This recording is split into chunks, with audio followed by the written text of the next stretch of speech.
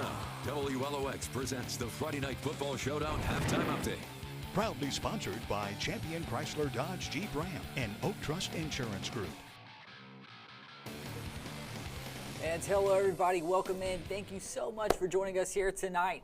Just 2 games left. That's all it takes for one of these coast teams to bring home some hardware, and we have not 1, not 2, but we have 3 teams from right here on the Mississippi Gulf Coast playing in South State title games tonight. You can get all of the latest scores and updates if you head on over to WLOX.com. Make sure to navigate your way over to the hamburger menu, scroll on down, find the sports tab, click this little arrow right here, and there you'll be able to find the scoreboard. You can also do this on our mobile app as well. But first, what we want to do is we want to come back over here and want to preview some of these games for you, give you a lay of the land, if you will. Over in 4A playoffs, Poplarville hitting the road to take on the Columbia Wildcats in a rematch earlier this season. Did not exactly go according to plan for the Hornets. They're looking for revenge. Poplarville's last loss, obviously coming against Columbia, as we mentioned. Columbia's last loss, they've keep winning. Last loss was against Poplarville last year. The winner of that game will go on to take on the winner of Kosciuszko and Louisville. Both of these teams very solid throughout the season. Louisville winning state just as recent as last year. Over in 6A playoffs, Picayune takes on Hattiesburg. Both of these teams very good throughout the season. Hattiesburg, however, very well worth noting without number 1 nationally ranked wide receiver tonight. The winner of that game will go on to take on the winner of Ridgeland and Warren Central. Both of these teams, neither one of them under 2 losses throughout the season. As for Ridgeland, they have no state titles in program history, so that would be a big win for them if they're able to put themselves in that position. Over in 7A playoffs, the Brandon Bulldogs having a Cinderella run of a lifetime. They hit the road to take on the Gulfport Admirals. For Gulfport, this will be their first South State title game since 1999 at Provine. The winner of that game will advance to take on the winner of the Oxford Chargers and the Tupelo Golden Wave, both teams widely regarded as 2 of the best in the entire state. Oxford, their only state title coming in 2019, and for Tupelo, picking up their first state title in state history just last year. Looking at our picks from last week, not too many surprises here for many of us. Hattiesburg and Pascagoula, one of those games that could have gone back and forth, and that certainly reflects there. Everybody coming away with the Gulfport win and a Picayune win. Looking at our most recent rankings, this came just before the postseason started. As you can see, a lot of things are likely going to change once we put out those rankings after the season, especially number 5, Picayune, having a nice run so far. We just talked about this game. This game is, in fact, our WLOX Game of the Week. Nigel Whittington gives us a preview. For the 5th year in a row, Picayune returns to the South State title game, facing off against a familiar foe in Hattiesburg. In a rematch of last year's South State championship that saw the Tigers win 39-35, the Tide is looking for revenge as they hope to end their title drought, while Hattiesburg is trying to right the wrongs of last season in a state title game that ended in defeat. For both teams, a South State victory doesn't begin once the first whistle is blown, with coaches emphasizing preparation as a key factor in advancing to the state title game. I mean, obviously they're a really good football team. They've got a lot of great talent over there. The new coach is obviously a great coach. They got them rolling, and so it's just going to come down to our preparation. We're going to do what we do. We believe in what we do, so we're going to just continue to try to get 1% better at it. I don't think we have played a perfect game yet this year, so we've been close the last 2 weeks. So we're focusing on just us. We're focusing on being the best Maroon type football team we can. And obviously, there's a lot of challenges going on into this week. Like I said, a lot of great players over there, and we just gotta play the best Picayune football we can. Picayune's a historic program when dealing with teams, about South Mississippi. I think they won a state championship within the last 3 or 5 years. So we know they're going to be a physical football team. They're going to come here. They're not going to be afraid of us.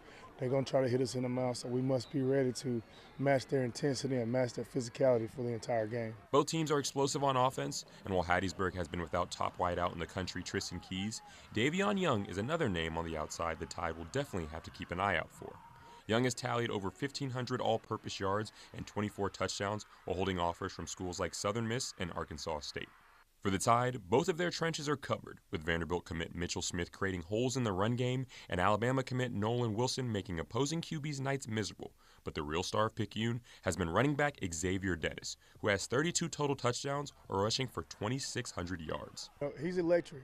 When you watch him, he's not the biggest kid, but he runs like he's a 215-pound running back. He also has the speed and the agility to cut it, to make plays with his shiftiness and elusiveness. So that's just something we've worked on all week.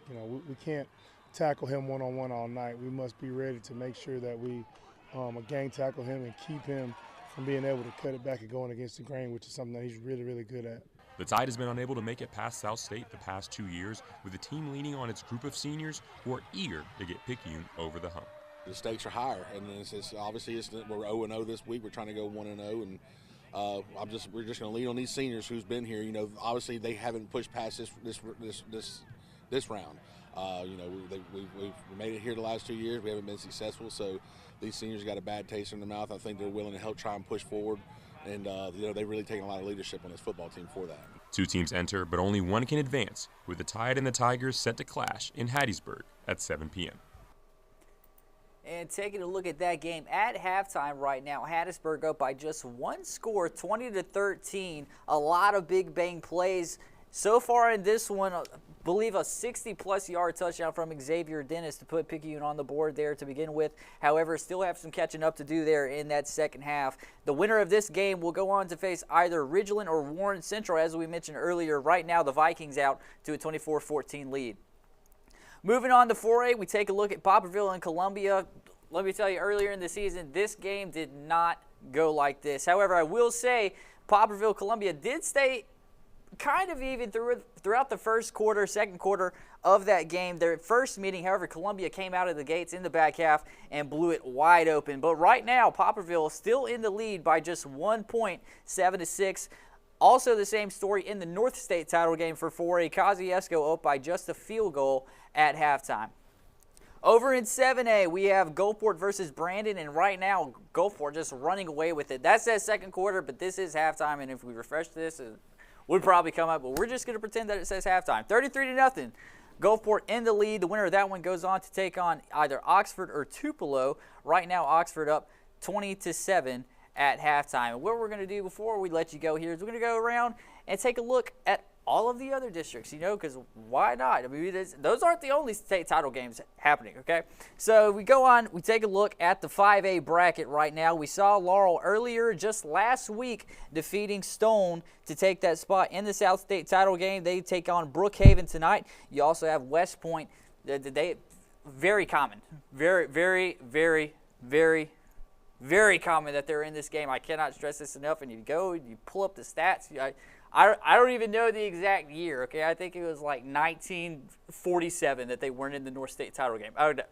I'm exaggerating a little bit, but it's a ridiculous number. You have to go look. They take on the Holmes County Central Jaguars tonight for the right to represent the North in that 5A state championship game. And looking over in 3A, only had one coast team out of 3A able to clinch a playoff spot in the 3A playoffs, that being St. Patrick. They were bounced in the first round. However, the district champion of St. Patrick's region still going so far.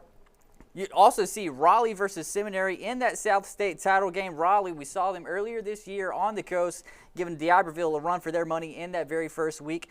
In the north, you have Noxubee County and Winona.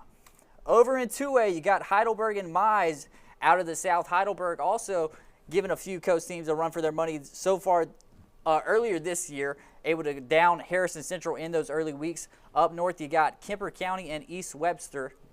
And in 1A, we only have one 1A team down here on the coast, that being Resurrection, not able to clinch a playoff spot. However, Simmons versus Taylorsville. Taylorsville, being in Resurrection's district, had a very good showing in the regular season. That reflects in the postseason. They're in the South State title game.